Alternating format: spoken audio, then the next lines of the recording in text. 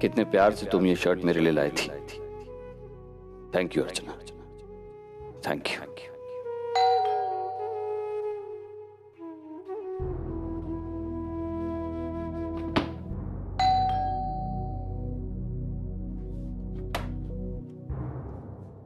अरे देखिए सर, आप आइए ना।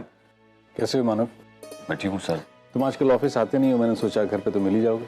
सॉरी सर, वो एक्चुअली मैं ज्यादा ऑफिस नहीं आ पा रहा हूँ। आइए बैठे ना। Thank you. I know, I understand.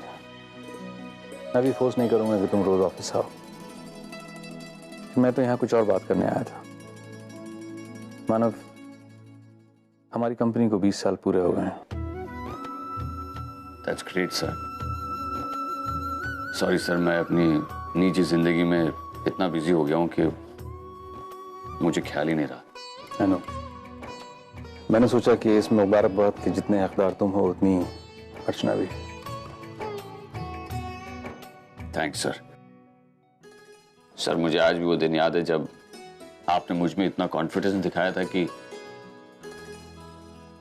मैं आपकी कंपनी ज्वाइन कर सका था। वेल, आई थिंक वो मेरी जिंदगी का सबसे इम्पोर्टेंट ही नहीं बल्कि सबसे सही डिसीजन था। एनीवे, मुझे लग रहा है कि ऐसे मौके पे हमें शायद एक पार्टी ऑर्गेनाइज करनी चाहिए। तुम्हारा क्या ख्याल है? दैट्स ग्रेट सर, बहुत अच्छी बात है। आई एम सॉरी सर, मैं नहीं आ पाऊंगा। ये कोई बहुत बड़ी पार्टी नहीं है, जस्ट अ स्मॉल डिनर। कुछ हमारे प्रोफेशनल कॉलीग्स और परिवार के लोग बस। बहुत अच्छा लगा ये जानकर कि आप मेरे बारे में इतना सोच रहे हैं, लेकिन सर सच में मैं नहीं आ पाऊंगा पार्टी में। अर्चना के बगैर मन नहीं लगेगा मेरा। मैं समझ सकता हूँ मानव। आशना के गुजर जाने के बाद मेरा भी कुछ यही हाल था। ना पार्टीज में जाने का दिल करता था, ना कोई सेलिब्रेशन। फिर मुझे उसकी एक बात याद आई। वो कहती थी कि the show must go on. तुमसे मैं यही कहूंगा, आई एम श्योर अर्चना को इस बात से खुशी होगी कि तुम अपनी कामयाबी की सेलिब्रेशन का हिस्सा बने। अपने लिए नहीं तो कम से कम अर्चना के लिए तो आओ। प्लीज बाबा, डैड ठीक ही तो कह रहे हैं। बाबा, हमारे लिए ना सही, आपके लिए ना सही, आई के लिए तो आ जाइए। बाबा, अब आप मेरी इंस्पिरेशन है और आपके बिना ये सब सेलिब्रेशन, ये सब कुछ अधूरा है। और बाबा, आपको नहीं लगता कि आप अगर इस पार्टी में आएंगे तो कहीं ना कहीं आई को भी अच्छा लगेगा? वो भी तो एक बहुत ही अहम हिस्सा थी इस कंपनी का, हमारी कंपनी की एम्प्लॉय थी, आपकी इंस्पिरेशन थी, उनके लिए सही। Please Baba. Thank you Manav. I know Oberoi के साथ मीटिंग है वो कितनी इंपॉर्टेंट है, लेकिन वो मीटिंग कल शिफ्ट कर दो। जितना कह रहा हूं उतना करो। तो टाइमिंग वगैरह जो कुछ मैं कल बताऊंगा। मैं इडियट।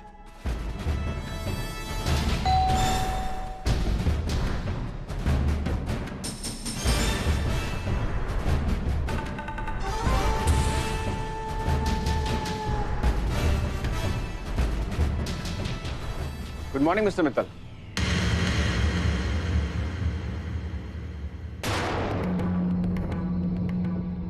तुम यहाँ क्या कर रहे हो? गुनहगार होते हुए भी कोर्ट ने तुम्हें निर्दोष साबित कर दिया। जो चाहते थे वो हासिल कर लिया ना। हाँ, घूम रहे हो ना खुले, तो फिर यहाँ क्यों आए हो तुम?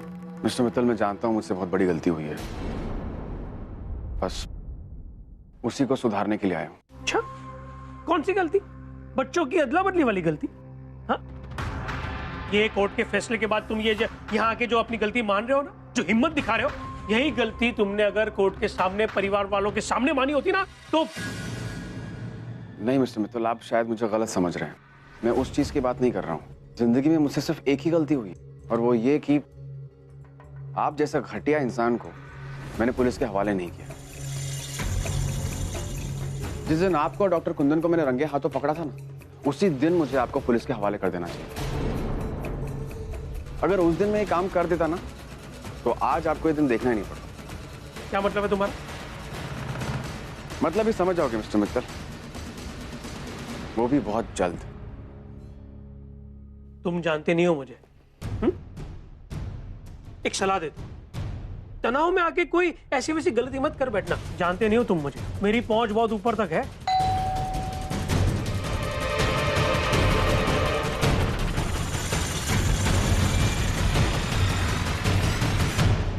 मिस्टर मित्तल,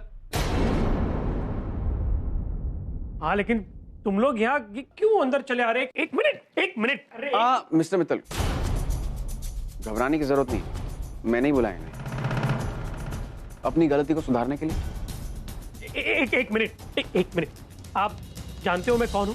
हाँ, फिलहाल आप एक मुजरिम हैं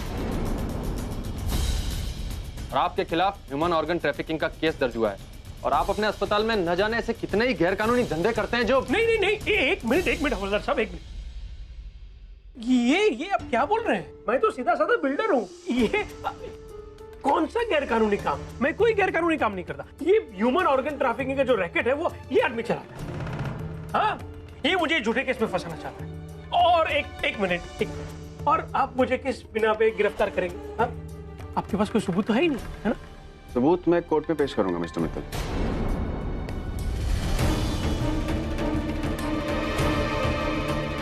अजीब खेल है नहीं वक्त का। कुछ दिनों पहले आपने मुझे इसी मोड़ पर लाके खड़ा किया था जहां पर आज आप खड़े।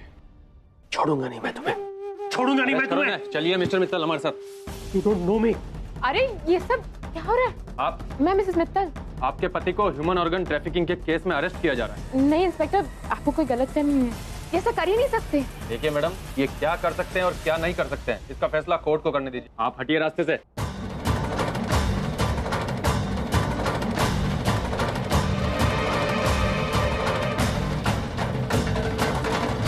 ये सब तुम्हारी वजह से हुआ है पूर्वी। मैंने तुमसे कहा था ना अपने पति को इन सारे मामलों से दूर रखने के लिए। अरे सुनी, क्या हुआ बेटा? इस तरह क्यों चिल्ला रही तू? आई मित्तल को पुलिस अरेस्ट करके ले गई है। क्या? लेकिन क्यों? ये सब ऑनर की वजह से हुआ है। उसी ने मित्तल के खिलाफ कंप्लेंट फाइल की होगी। भाई तुझे कोई गलतफहमी हो रही है? बिना मुझसे पूछा उन्होंने ऐसा कभी नहीं करेंगे। नहीं करेंगे, वो ऐसा कर चुके हैं पूर्वी। शांत हो जा बेटा। पूर्वी, तू ऐसे कैसे जता रही है कि तुझे कुछ नहीं पता? तुझे वाकई में कुछ पता नहीं है, तू नहीं पता होने का नाटक करे। और ये ऑनिर भी कैसा इंसान है? अभी एक केस खत्म हुआ नहीं कि उसने दूसरा केस कर दिया। अरे कुछ भी करने से पहले एटलीस्ट हमारे बारे में तो सोचा होता। पता नहीं लोग किस तरह की बातें बनाएंगे, कितनी शर्मिंदगी हमें उठानी पड़ेगी। इतनी अक्ल नहीं है उसमें। अरे पता नहीं ये केस और कब तक चलेगा। तू इतनी चिंता क्यों कर रही है मंजू?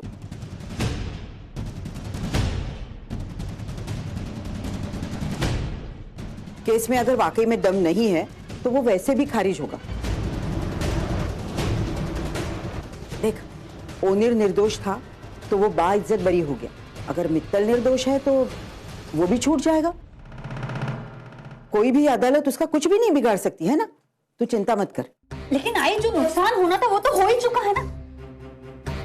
मिस्टर मित्तल कितनी फेमस पर्सनैलिटी है, मीडिया वैसे उनके बारे में पता नहीं क्या क्या छापते रहते हैं। और ये केस हो गया, अब पता नहीं वो और कितनी अफवाहें फैलाएंगे। और आई पुलिस, पता नहीं वहां उन्हें कैसे ट्रीट कर रही होगी। अरे बेटा तू देखो यार, खड़े खड़े बातें करने से कुछ नहीं होगा। पुलिस स्टेशन चलते हैं, वहां जाके पता चलेगा एग्जैक्टली क्या हुआ है। हाँ विनोद, अभी चलो और मैं भी चलती हूँ। चलो मैं भी आती हूँ। चलो नहीं आई, तू यहीं रुक। तेरी तबीयत वैसे भी ठीक नहीं है, वहां जाके परेशानी होगी। हमें ना, हम सब देख लेंगे। हाँ चलो जल्दी आओ।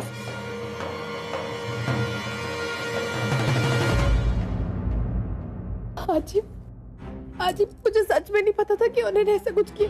अगर मुझे पहले पता होता तो मैं उन्हें पहले ही रोक देती। पूर्वी, ओनिर ने जो कुछ किया है वो कुछ सोच समझ कर ही किया होगा ना।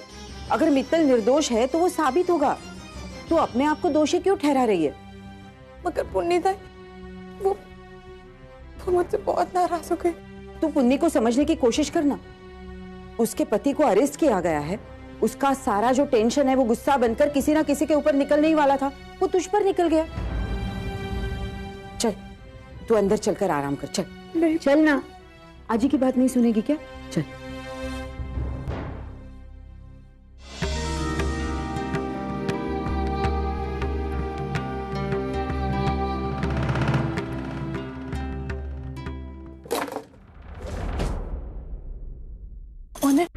ऑनर आप कहाँ रह गए थे? सॉरी मिस्टी, तुम्हारी नींद डिस्टर्ब हो गई क्या? नहीं ऑनर, मैं तो सो भी नहीं पा रही थी, मैं आपका फोन ट्राई कर रही थी, आप कहाँ थे? हाँ, वो मेरी फोन की बैटरी डेड हो चुकी है।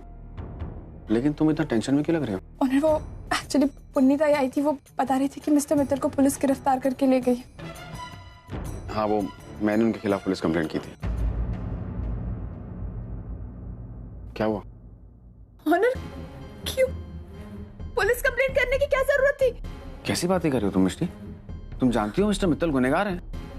ऑनर वो गुनहगार है तो वो इस परिवार का हिस्सा भी तो है ना ऑनर, वो अच्छी तरह से जानते हैं बात। ऑनर पुन्नीता इस वजह से कितनी परेशान है आप नहीं जानते। और अब तो मुझे ये भी डर है कि मिस्टर मित्तल के गिरफ्तार होने के बाद हमारी प्रॉब्लम्स कहीं और ना बढ़ जाए। वैसे ही उनकी गिरफ्तारी के बाद उनका गुस्सा और बढ़ गया होगा। मिस्टी, तुम कहना क्या चाहती हो? मैं मानता हूँ कि मिस्टर मित्तल हमारे परिवार का सदस्य है, लेकिन जो गलत है सो गलत है, हम उसे अनदेखा तो नहीं कर सकते ना। ऑनर मिस्टर मित्तल गलत है तो हमने जो किया वो भी तो गलत है ना। मिस्टी, मैं तुम्हें कितनी बार समझा चुका हूँ कि तुम प्लीज ऐसे मत सोचो। मिस्टर मित्तल में और हम दोनों में जमीन आसमान का फर्क है। वो लोगों की जिंदगी के साथ खिलवाड़ करते हैं और हम किसी की जिंदगी को सुधारने चले हैं। और मैं ये बात अच्छी तरीके से जानता हूं कि मेरे इस स्टैंड के बाद मंजू मामी और विनोद मामा को मेरे यहां रहने से प्रॉब्लम भी होगी। अरे ऐसा क्यों सोचते हो? ओनीर, तुम तो जानते हो कि तुमने कुछ गलत नहीं किया है, फिर यहां से जाने की बात बिल्कुल मत करना। और रही बात विनोद और मंजूषा की, तो वो जल्दी ही जान जाएंगे कि मित्तल गुनहगार है। आजी, वो मैं वैसे ही काफी दिनों से यहाँ पे रह रहा हूँ, तो मेरे लिए यही बेहतर होगा कि मैं कोलकाता। तो क्या हुआ? अरे तुम इस घर के दामाद हो, तुम चाहे जितने दिन यहाँ रह सकते हो, समझे ना? और अर्चू हॉस्पिटल में है, तुम दोनों भी यहाँ से चले जाओगे तो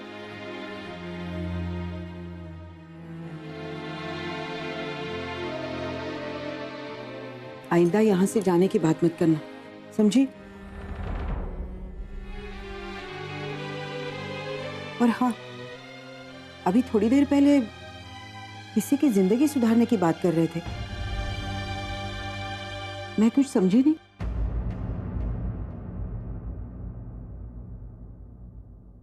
क्या बात है पूर्वी? अब कुछ नहीं आजी, वो मैं बस कह रहा था कि मैंने ओवी की जिंदगी को बचाया ना, उसकी बच्ची को बचाया, तो वही कह रहा था। पता नहीं, लेकिन मुझे ऐसा लग रहा है कि तुम दोनों मुझसे कुछ छुपा रहे हो।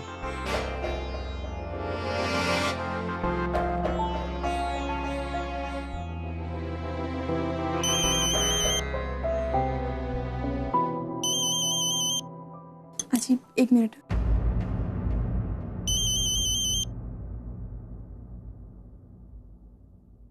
हेलो पूर्वी, कैसी हो?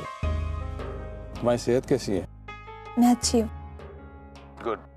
अच्छा, मैंने इसलिए फ़ोन किया क्योंकि हमारी कंपनी के 20 साल पूरे हुए हैं। इस खुशी में हम लोग एक पार्टी कर रहे हैं और तुम परिवार का हिस्सा ही नहीं बल्कि प्रोफेशनली कंपनी के साथ जुड़ी रही हो, इसलिए मैं चाहता हूँ कि तुम और ओनीर अपने आजी को लेकर ज़रूर पार्टी में आओ।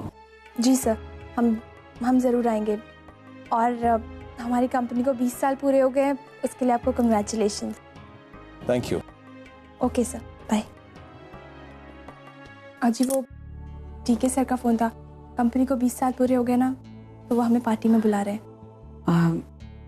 मेरा आना तो मुश्किल है, तुम दोनों चले जाओ। आजी, तू भी चलना।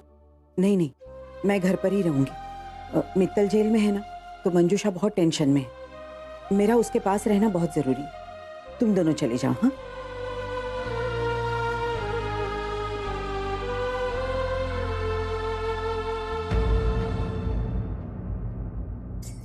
आजी, अरे हेलो, कैसी हो तुम? अच्छी हो तुम? मैं भी ठीक हूँ। हमारी परी घर आ गई। अरे वाह। बाहर कितनी धूप है ना आज। हाँ तुझे परी से मिलना था ना, इसीलिए लाई। Thank you. चुप हो जा, क्यों इतना रो रही है? इसकी सुबह से मालिश नहीं हुई है। एक काम करो ना, मालिश का तेल लेकर आओ, आज मैं इसकी मालिश करती हूँ। अरे वाह, तू मालिश सीख गई? नहीं, घर में तो रोज आज ही करती है, पर आज मैं ट्राई करती हूँ। चलो आज हम भी देखेंगे ओवी कैसे मालिश करती है। अरे वाह मम्मा मालिश। अरे ये क्या, ऐसे थोड़ी मालिश करते, हाथ नीचे से ऐसे ऊपर आना चाहिए। कर दिखा, ये ले ला, मैं भी करती हूँ। हाँ, परी को मालिश करेंगे सब। आज ही ऐसे? हाँ, धीरे धीरे।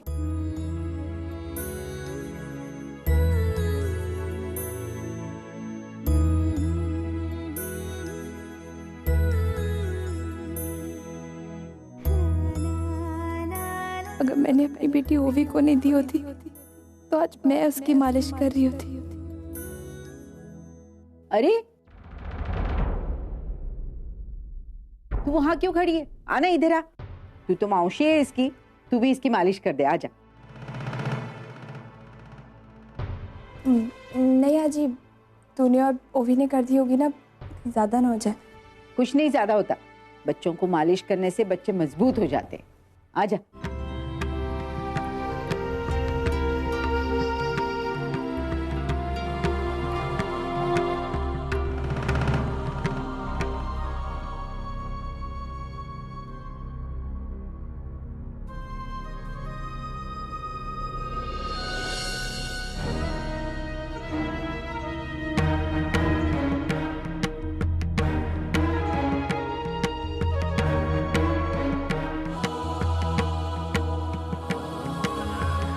क्या हो गया? परी क्यों रो रही है? आज ही मालिश के बाद मैं इसे घर ले जाऊंगी। नहीं नहीं, मालिश के बाद इसको गरम गरम पानी से नहलाएंगे, फिर ये आराम से सो जाएगी, ठीक है ना? आजी मैं निकलती हूँ। तू कहाँ जा रही है? वो मुझे हॉस्पिटल जाना था ना। ठीक है, मैं निकलती हूँ।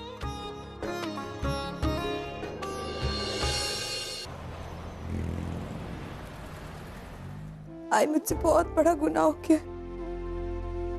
लेकिन मुझे समझ में नहीं आ रहा कि मैं उसका प्रायश्चित कैसे करूं।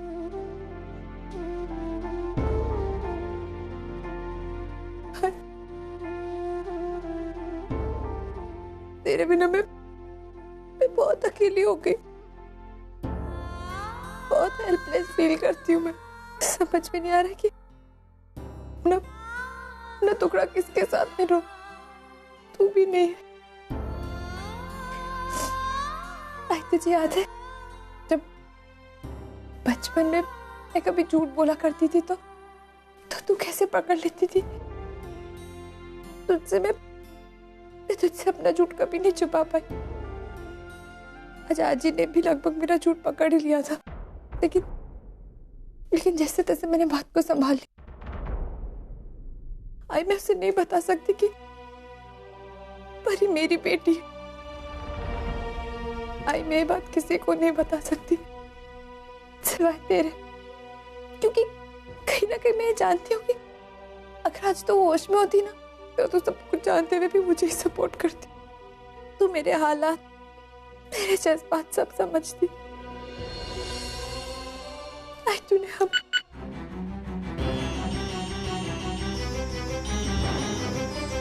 आई डॉक्टर प्लीज चेक कीजिए ना, क्या हो गया आई को?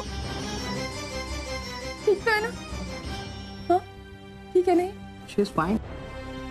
फिर वो अभी अचानक अभी आपने जब उनसे बात की तो उनके दिमाग में हो सकता है कुछ चल रहा था और वो आपसे रिएक्ट करना चाह रही थी, लेकिन उनकी बॉडी जो है वो उनका सपोर्ट नहीं कर रही थी, वो मूव नहीं हो रही थी और इसी वजह से कुछ सेकंड के लिए उनका पल्स रेट हाई हो गया था, लेकिन अब सब कुछ ठीक है। Don't worry. I am sorry अगर इस खबर ने तुझे तुझे कोई सदमा पहुंचा है तो भाई मैं तो सिर्फ अपने दिल की बात तुझे बता रही थी, क्योंकि मुझे लगता है कि सिर्फ एक तू है जो मुझे समझती।